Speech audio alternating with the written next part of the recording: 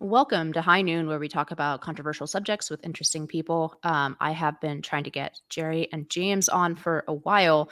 They're very busy, two very busy men, because the book that they have written, I think, is one of the most important books this year. It's something that every American, I think, should read and take to heart, not only because of the specifics that it contains, but also the implications about our national security and military. Jerry Dunleavy is an investigative journalist, formerly of the Washington Examiner. He's now an investigator for the House Committee on Foreign Affairs, although he is talking about this book in his private capacity. I got you. Don't worry, Jerry.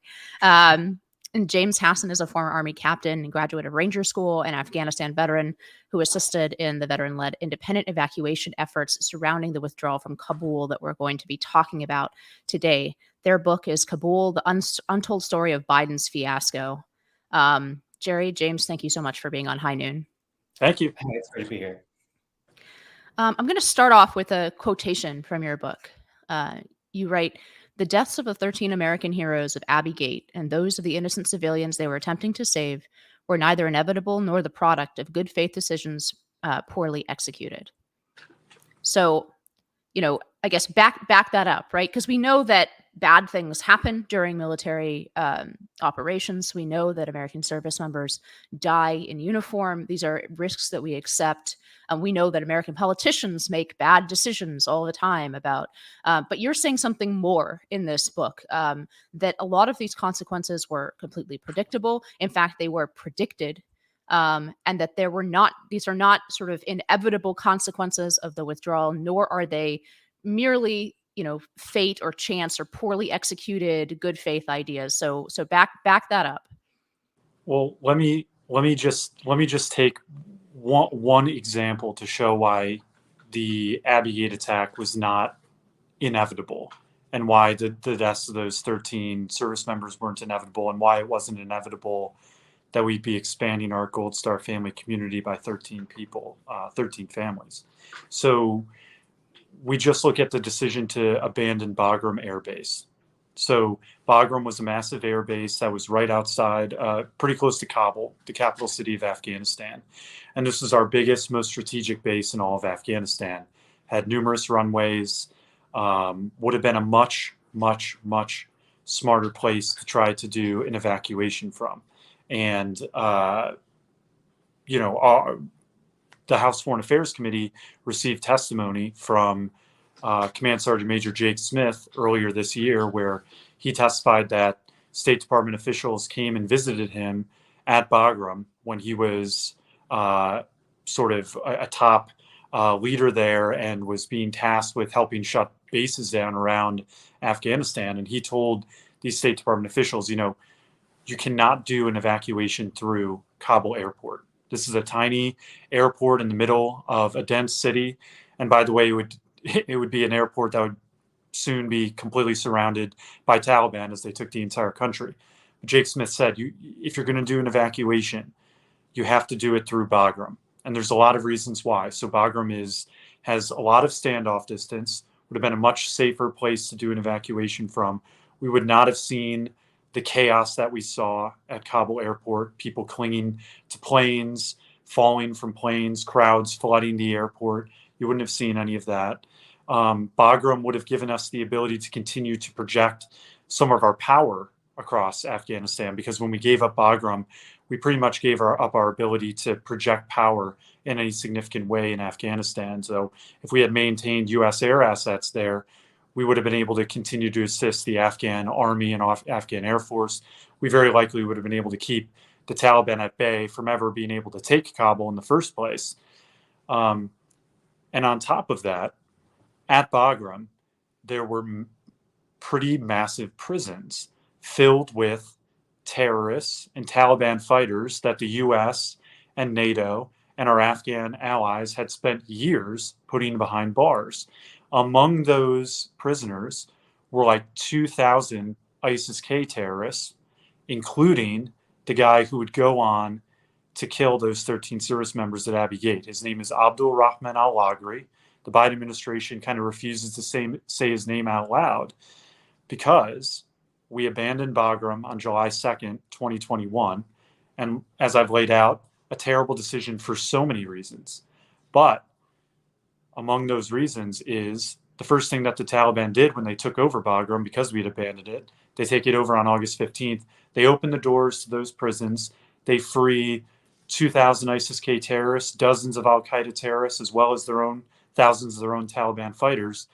And those a number of those ISIS-K terrorists go straight back to trying to kill Americans, and one of them succeeds at Abbey Gate just a week and a half later. So the reality is, if we had just held on to Bagram, it would have been smarter from a strategic standpoint, from a standpoint of helping the Afghan military, from a standpoint of keeping the Taliban at bay, from a standpoint of evacuating Americans and Afghan allies. But the simple fact is that that terrorist who killed those 13 Americans would have still been behind bars, and that terrorist attack wouldn't have happened. And as if I can just jump in for 30 seconds to add one little point to that, because everything that Jerry just said is spot on. But to your point about, that this wasn't the product of good faith decisions, poorly executed. The decision to abandon Bagram was a political one and not a military one. And I think that's kind of what sets it apart from the run-of-the-mill, oops, we made a strategic error. And that would have been bad enough because it's a massive error. But the military told President Biden that they needed at least 2,200 people to be able to hold Bagram. And they asked repeatedly to be able to hold Bagram.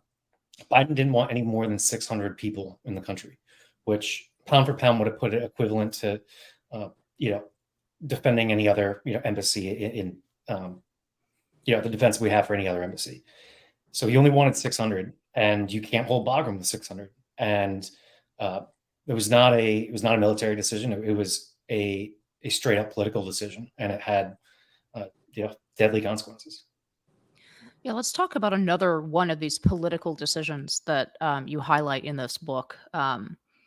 We just celebrated, or I don't know if celebrate is the right word, but we just marked the 22nd anniversary of 9/11, at the same time marking the second year anniversary since the pullout from Kabul. Why you point out that it was very well known that this was the height of fighting season and a bad time to execute this kind of operation. Why was that decision made to do it in the middle of September? And what consequences did that have? Yeah, I mean, it's hard for me to give you a logical answer for a very illogical decision. But we have been in Afghanistan, or we have been in Afghanistan for 20 years. We know that, beginning early spring, the mountain passes that have been blocked by snow throughout all winter start to thaw. People can start moving around from Pakistan back in Afghanistan. The terrain becomes easier to maneuver on, and that's spring and summer is when the fighting happens. I mean, it's called fighting season for a reason. It's kind of impossible to get inside Joe Biden's head on this, but for whatever reason, he thought that the 20th anniversary of 9/11 would be some kind of symbolic victory to set as our time for leaving. And the Taliban at the time, of course, saw it just as an admission of defeat. 20 years after we came and we killed 3,000 of you, or let Al-Qaeda do so. 20 years to the day, now you're leaving and we're back in charge. But what it did is that we started kicking kind of the legs out from the Afghan military in terms of contractor support, air support, and all of the different enablers that we brought to the table, precisely when the Taliban offensive was really ramping up. So it's just a complete comedy of errors. And again, the military warned that this would be the case, and they couldn't figure out why September 11th was, this date we were supposed to, this great date for us. And I don't think even Joe Biden really knew, because he ended up moving it up to August 31st. Yeah, let's then go through a number of these decisions, some of the ones that shock me. I mean, there's really just so many of these that you write about. It's impossible to go through all of them. You'll have to buy and read the book to find that list. But can you tell me about two more of these decision points that really shocked me? One was this meeting back home of top brass that was so disconnected from what was going on in Afghanistan that they adjourned until tomorrow, right? Because they didn't understand that the situation on the ground would change radically in the next 24 hours. And the second one, so tell me about the service member who testified that, in fact, not only did we know who these ISIS-K terrorists were, and that they were likely to try and attack against the remaining American service members, but that actually we had an opportunity to shoot this guy, and that the top brass of the military decided that this would, they decided not to go for a raid on where these guys were, or even this particular terrorist who one of the service members says that he actually had in his sights as a sniper. Is that correct? I mean, Yeah. So let me take the first piece. So this is this National Security Council interagency meeting on the eve of the Taliban taking over Afghanistan. And so you have a lot of the top members of the Biden administration related to Afghanistan all getting together. And this is right before the Taliban walks into Kabul and takes the capital. Like, this is the day before. And they have not figured out the most basic things. The Biden administration has not. The sorts of things that they should have figured out months before. Things about what's our priority in terms of who to get out. Where are we going to send people when we get them out? These are like called lily pads, or third countries. There was no real plan in place about where we would, once we got someone on a plane at Kabul airport, where are we going to send them?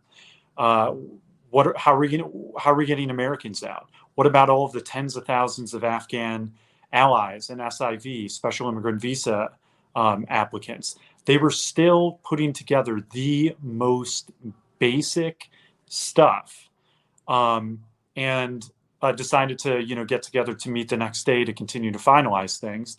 And by the time the next day rolled around, the Taliban was in charge of Kabul, and those thousands of Americans were stuck behind Taliban lines. Those tens of thousands of Afghan allies were stuck behind Taliban lines. And so this evacuation that was eventually declared wasn't even officially declared until after the Taliban had taken over the capital of Kabul. And so you see the Biden administration's blindness to what was happening on the ground, then put the evacuation, these military service members who had to go back in and just hold a tiny airport with the Taliban outside the gates. It put the U.S. military and those service members in just this impossible situation where we hadn't even started an evacuation, and now we're starting an evacuation when the Taliban's in charge, and we have to rely on the Taliban to provide security.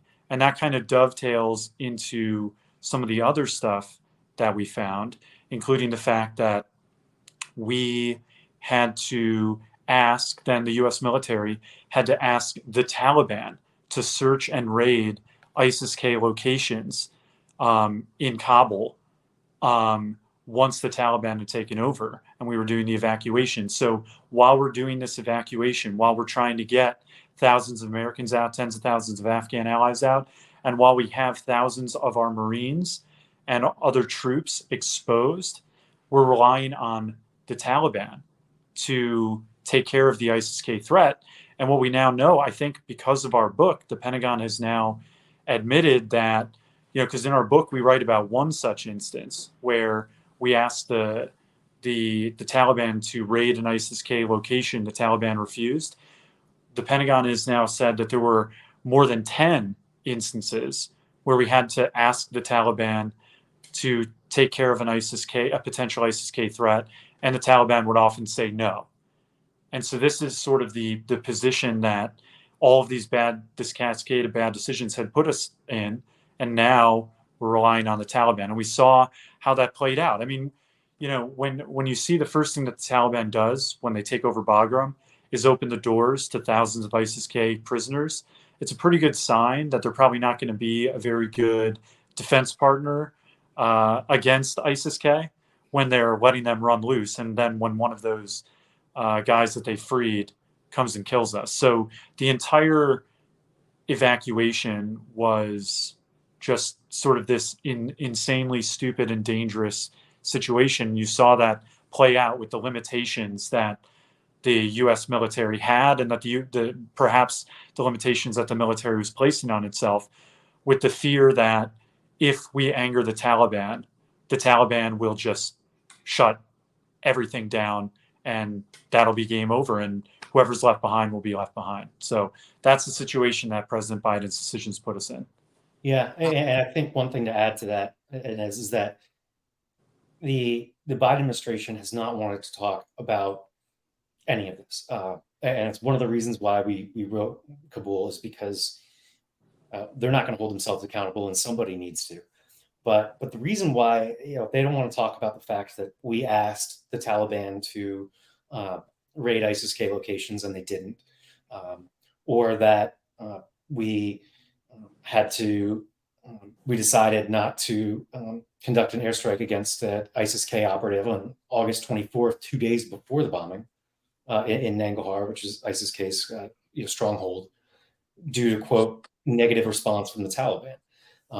And the reason why they can't admit this is because they have been on record telling the American people, and they were throughout the evacuation, that the Taliban was, quote, businesslike and professional, and that they were, our partners in this.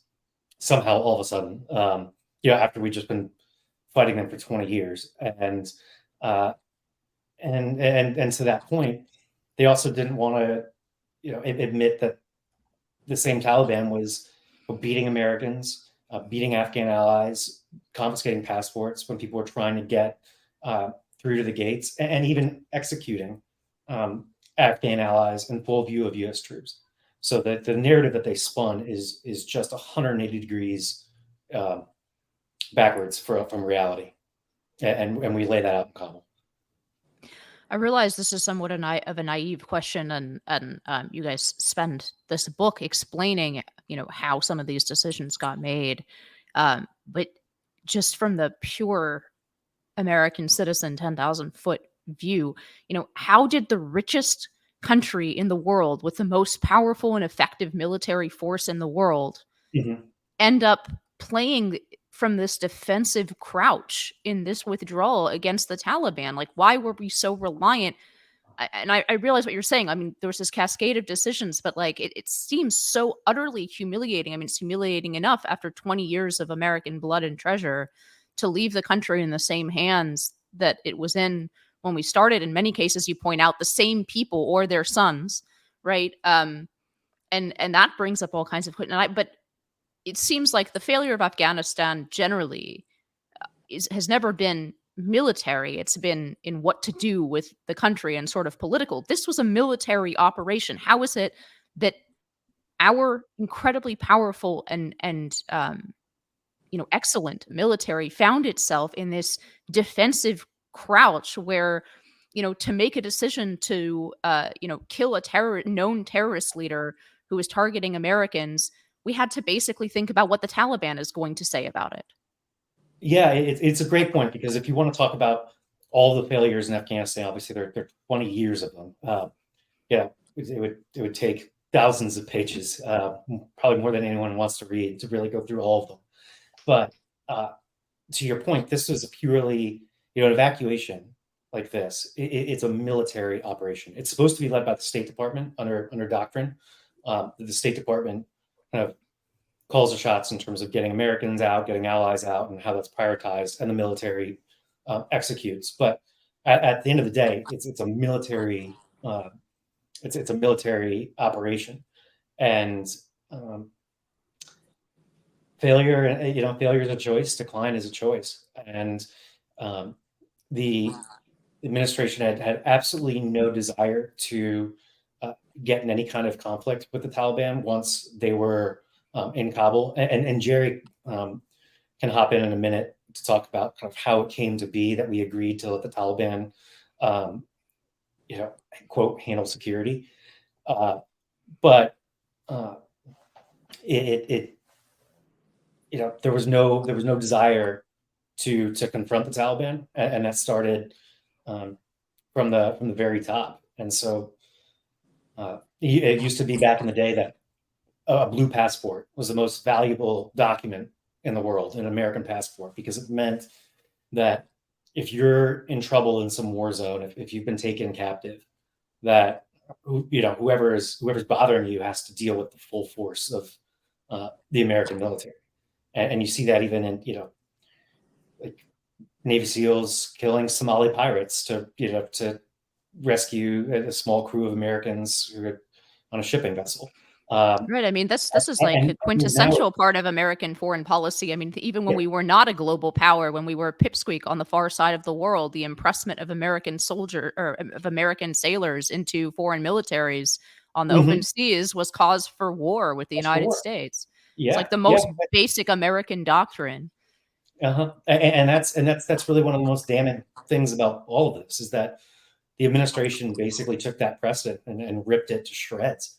And they knew that by August 24th, they knew that they weren't going to get every American out by the 31st, and yet the administration was still telling everyone that they could.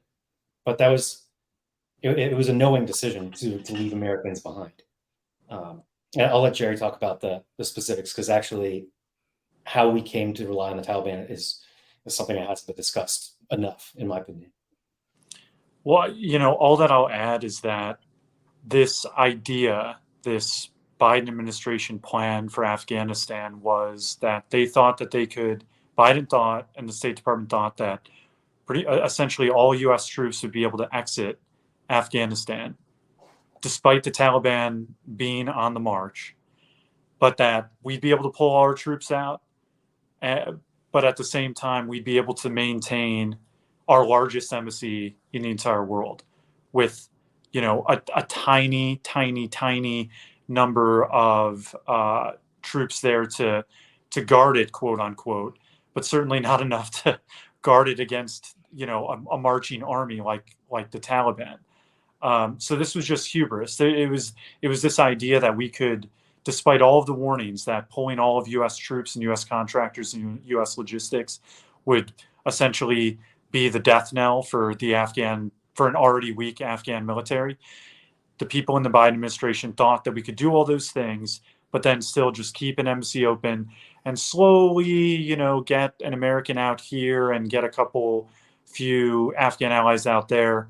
And it was just total hubris, because as we pulled our troops out and all of our contractors out, the Afghan military, many of them fought and many of them died, by the way, in 2021. But the Afghan military writ large collapsed, and the Taliban took the country. And the Taliban is now in charge of the country and in charge of Kabul. And the United States hasn't done any of the things that we needed to do in terms of getting Americans and Afghan allies out. And so it was just pure hubris. And, an interesting anecdote that kind of set up the situation where we are now as a U.S. military relying on the Taliban outside the gates of Kabul airport is that CENTCOM Commander General Frank McKenzie flew to Doha in Qatar around the sort of August 14th, August 15th timeframe, and went to meet with one of the Taliban's top leaders, their top political negotiator, whose name is Baradar, and he's still a top member now of the new ruling Taliban government. But McKenzie went to meet with Baradar and walked in sort of with a map of Kabul with sort of a perimeter circle outside the city, and told Baradar, the Taliban's not allowed to come inside this circle.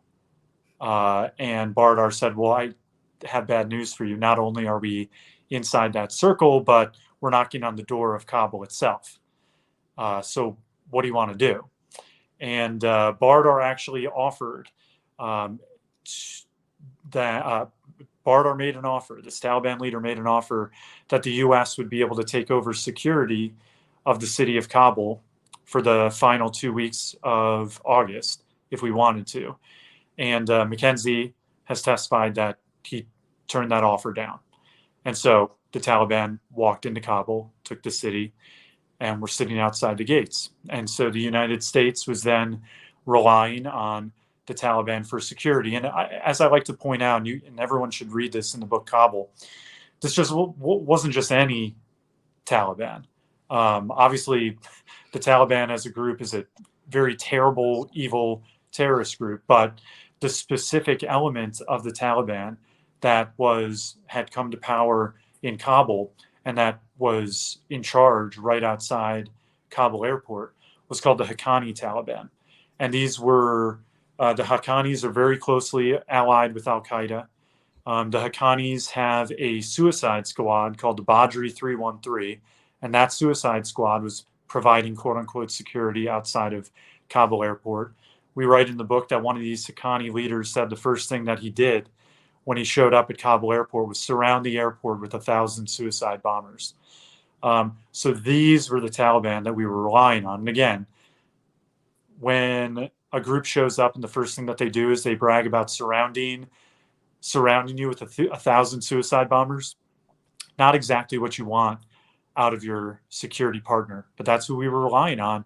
And I think that we make a case in the book that, sort of these Haqqani Taliban, it's very possible that they may have let this bomber slip through, but either way, relying on these guys who were responsible for the deaths of thousands of American service members over the years, relying on them to provide security for you was a dangerous and we think ultimately a deadly decision. Yeah, so let me maybe take the devil's advocate position for a moment. Obviously the war in Afghanistan was incredibly unpopular after 20 years. Multiple presidents had already, so we have Trump and Biden both running on withdrawal from Afghanistan or wrapping up the Afghanistan war. And what would you say to people who say basically that Biden made a series of decisions against the advice of his military advisors because the same military advisors had been advising for 20 years that we can't leave Afghanistan. And therefore, when they were saying, oh, this is impossible or that's impossible, it was falling on deaf ears because they were saying it's impossible for us to leave for the last 20 years. Yeah, I think it's a great point. And one of the things that we emphasize in the prologue to Kabul is that regardless of where you fall in terms of the debate about whether or not we should have stayed with a few thousand or whether we should have just completely packed up, is kind of immaterial because just the way that the withdrawal itself was handled was a complete disaster and things didn't have to turn out the way that they did. But it is an interesting question about, yeah, I mean, there are a lot of generals who kept going in front of Congress for 20 years and kind of, saying success is right around the corner in Afghanistan. And there is a bit of a, like a credibility issue at some point. But what they weren't arguing for at that point was, continuing to stay after the decision was made to withdraw and to leave. At that point, it was simply, in our professional military, opinion, based on our expertise, this is the way we have to do it. And if you don't, people are going to get killed. And they didn't do it that way. And lo and behold, unfortunately, people died. So let's move to the part of this that in some way is the most enraging, which is accountability. How many of the people we're discussing, whether it's at the State Department or among the top leaders of the military or any like diplomatic, leadership, how many of those people have been fired? Precisely zero. No accountability whatsoever. No one's been fired. No one resigned. I mean, some people have been promoted, right? The only, and I don't call this accountability, but I think that perhaps the only sense of an impact really that's even tangentially related to accountability is that President Biden's approval rating took an incredible hit during the debacle in Afghanistan in August 2021. And I think that it happened because there were some people that were willing to give him the benefit of the doubt. Some people thought that maybe his years and years and decades of experience in Washington, D.C. might make him a competent leader. But I think that the mask really came off there, and people saw he was incompetent, and this aura of empathy that he had built up over the years and over the decades was pretty much a farce, because there was no empathy here in the way that he did this, and there was no competency. It was incompetent, and it was uncaring, and it was a disaster.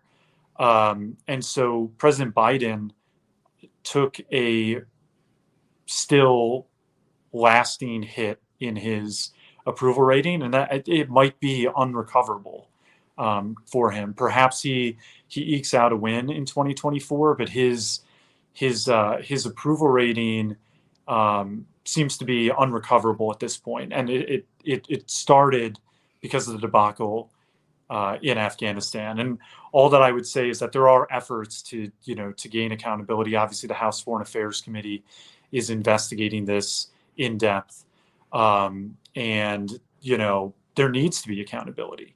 Part of accountability is getting answers about what happened, so that it can be properly identified, every bad decision that was made, and can be hung around their necks. And it's also important to make sure that this doesn't happen again, because the fallout from the war in Afghanistan, I don't think that anyone can deny that 2 years later we're living in a more dangerous world. And at least part of it is because of the debacle that happened in Afghanistan. So part of why accountability is important is to make sure that something like this never happens again. To have a 20-year war end in such a debacle and such disaster with the Taliban back in charge and Americans and Afghan allies left behind, it's a dereliction of duty, and it's dangerous, and it can't happen again in the future. Like we can't afford it. So let's name names here. Who needs to be called before Congress and humiliated in front of the entire nation? I mean, as a point about accountability, it's just like the perfect illustration of why this is so hard to swallow. As far as I know, and I don't think you guys mentioned him. If you did, I missed it in this book, because he wasn't directly related to a lot of what you were writing about. But the lieutenant colonel who went viral because he knowingly called out his superiors for making such devastating mistakes in Afghanistan. And it's real clear in the video, like he understands what he's doing, that his career in the military is over, that he's probably going to be court-martialed, and he was. This is Lieutenant Colonel Scheller. Okay. As far as I know, he's still the only person who's been court-martialed or suffered any consequences as a result of this debacle in Afghanistan. And none of the people who made decisions that actually killed people, and as you write here convincingly in a totally unnecessary way, have suffered at all for that. So what's the list of people who need to be essentially brought before the American people and made to answer for the decisions that they've made here? Yeah, I think obviously if you're the commander-in-chief, the buck stops there, but that goes without saying. But I would say particularly Secretary of Defense Austin and Secretary of State Blinken have a lot to answer for. Austin at one point bragged early on during the process that he didn't think that anybody knew more about how to conduct a retrograde and get American troops and people and equipment out of the country better than he did. and obviously the results speak for themselves. But Secretary Blinken as well. I mean, the State Department failed just from top to bottom, and we laid that out very convincingly in Kabul. And he was warned as well. And we talk about this in our book Kabul as well, that Blinken was warned in July that this was coming down the pipeline, and he ignored those warnings as well. And he's never provided a satisfactory answer for that, and nobody has. What do you think, Jerry? Yeah, I mean, I think that's absolutely right. Secretary Blinken has a lot to answer for because of the failures at the State Department, as does Secretary Austin because of the failures with the Pentagon. And there are other people as well that will need to answer for this. And I would just note, because I'm trying to walk the line here, because I'm not speaking on behalf of the committee, but the House Foreign Affairs Committee has asked a lot of people from the Biden administration who were involved in the debacle in Afghanistan to come in and talk to the committee.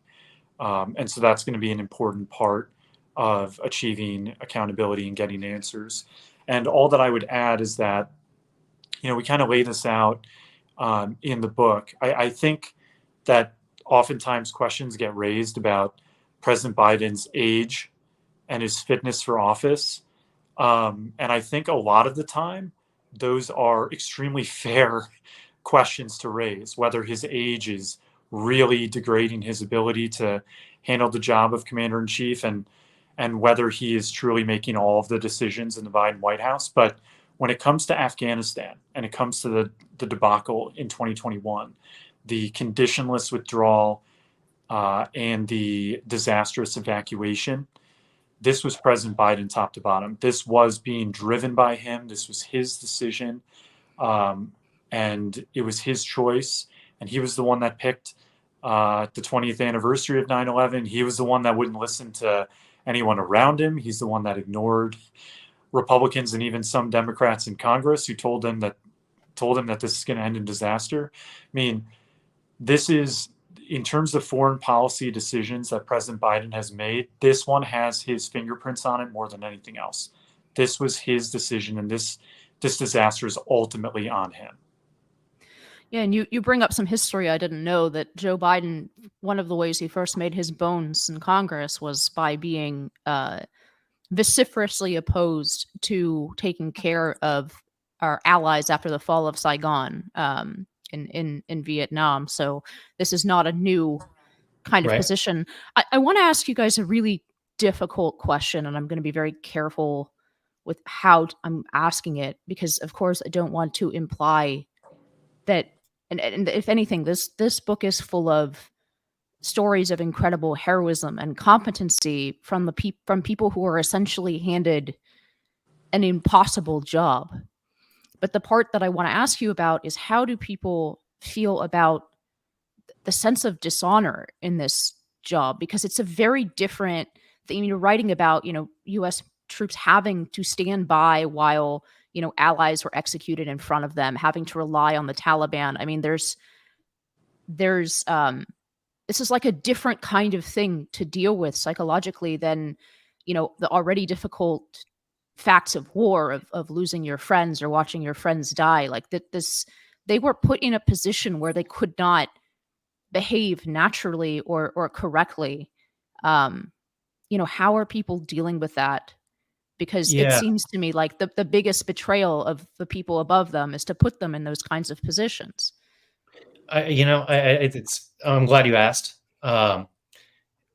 We spent a lot of time talking to a lot of the Marines and the soldiers who were at the gates, and a lot of them, a lot of the people at the gates for these 18, 19, 20-year-old junior enlisted soldiers and Marines. And one thing that came up over and over was this concept of moral injury.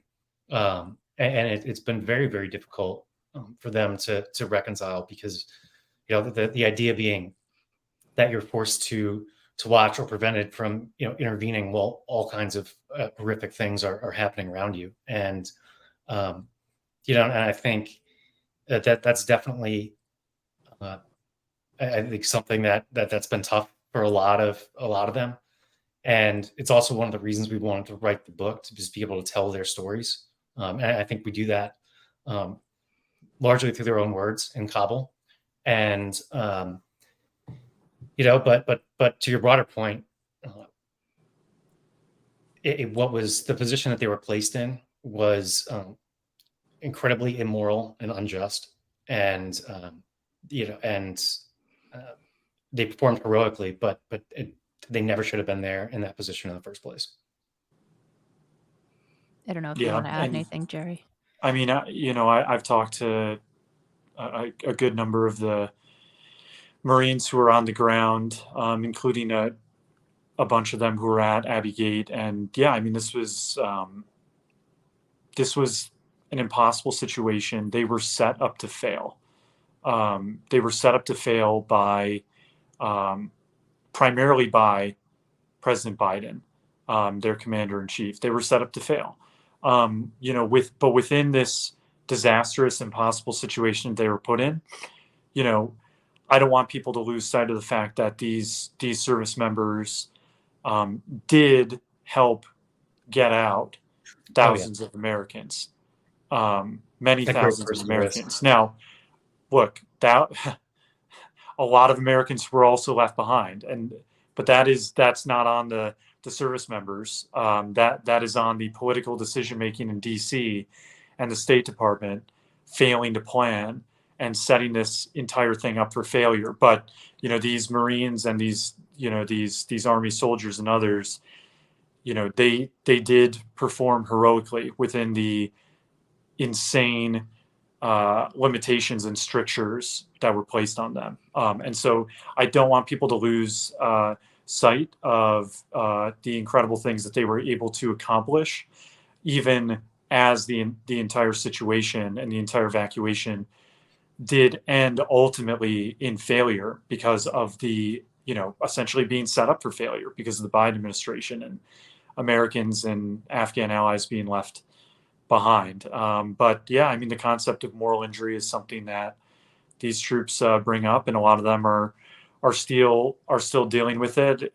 We hope that the book is cathartic in some ways, and some of these Marines have they have groups, they talk to each other, they're talking through this stuff and dealing with it. And there's a group called Operation Allies Refuge Foundation that's doing very good work with veterans of the Kabul airport evacuation, with bringing those guys together to tell their stories. So, but it's important, it's important to us that we were able to tell some of those stories in our book, and encourage people to give it a read.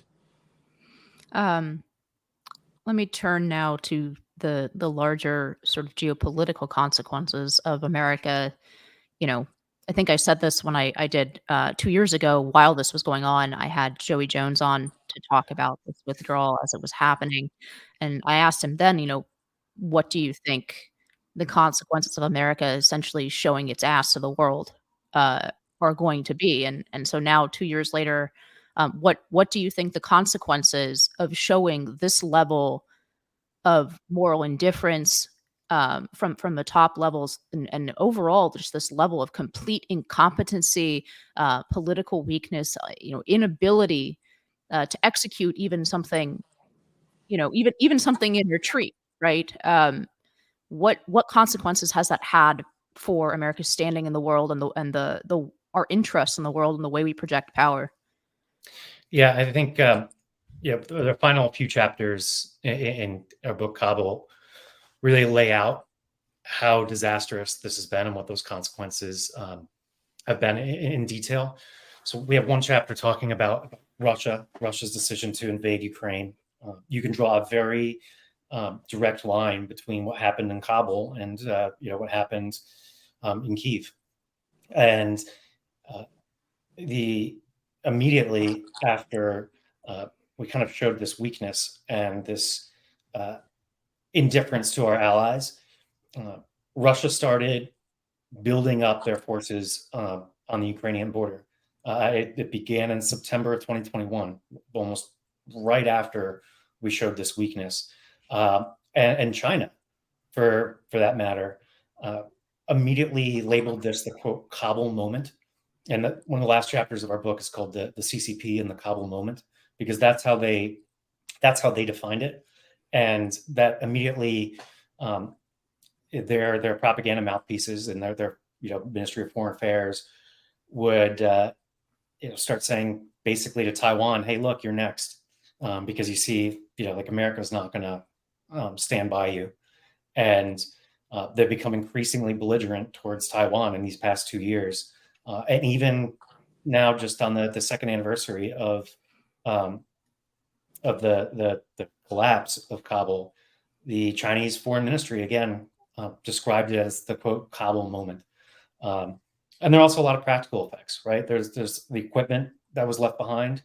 A lot of that's now in the hands of terrorist organizations, other than the terrorist organization that's in charge of Afghanistan right now, and also Iran was and other countries, other adversaries have been trying to recruit and debrief former Afghan commandos who we left behind, who served alongside U.S. Special Operations units, and it's basically to get intelligence about how does military special operations plan their missions, how do they what are their capabilities, how do they react in certain circumstances. So it's just had a whole cascade of second and third order effects. Look, I think James summed that up extremely nicely. What happened in Afghanistan didn't stay in Afghanistan, and there's no doubt that this debacle in Afghanistan was taken into account by Putin when he was making his calculations. Seeing the U.S. and NATO in a shambles, he's wanted to invade Ukraine for a long time, but he had never done a full invasion until now. And we make a very strong case that it was because he saw this as his moment, because of the debacle in Afghanistan. And yeah, China taking advantage of it as well to threaten Taiwan. And like I said, no one can make a plausible argument that we are not living in a more dangerous world 2 years later than we were. Because we are living in a more dangerous world than we were 2 years ago. We have a massive war on the European continent, and we have China inching closer to an invasion of Taiwan. And I think that the debacle in Afghanistan contributed to that, and that's a shame. I guess I'll wrap up with this. What is the current situation in Afghanistan? Because even on this anniversary, right, we didn't talk about it. We talked about 9/11, but not the anniversary of this. Are there still Americans essentially trapped in Afghanistan?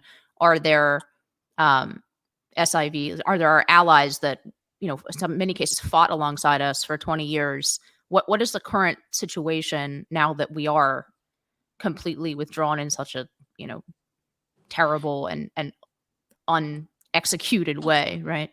Yeah. Well, there are tens of thousands of Afghan allies who are left behind, and some of them have been killed, others have gone into hiding.